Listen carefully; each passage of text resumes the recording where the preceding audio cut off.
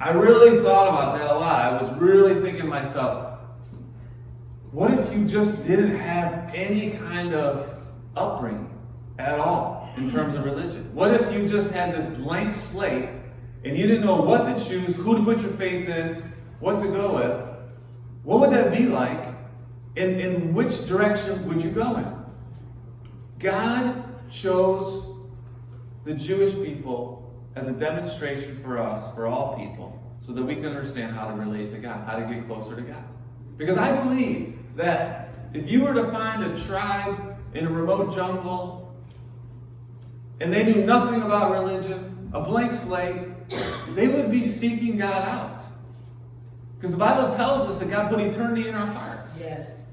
And there is something in us that says God is real. Now, some people ignore it and they think they're too smart for it, and some people just kind of follow the direction of their parents. It's a cultural thing. They call them folk religions, right? And some people just kind of go with the flow, right? But ultimately, we all seek something. We want something. We want to get closer to the one who made us. We recognize that really the world doesn't revolve around us.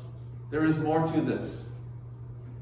And in Hebrews, we find out, which some would say, why would I read Hebrews? That's for Jewish people, because that's what Hebrew means, right? It's the Jewish genealogy. That's what a Jewish person is. But again, God chose the Jewish people to demonstrate His love for all people.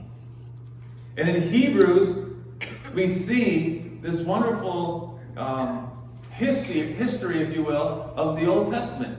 The writer is bringing up all of these Old Testament examples that were shadows, foreshadowing, that were types of heavenly things, so that we could understand God, we could get closer to Him.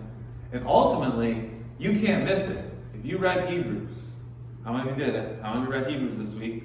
Okay, we got lots of us trying to read the whole Bible in a year. If you read Hebrews, you can't miss it. There is no doubt Jesus is better.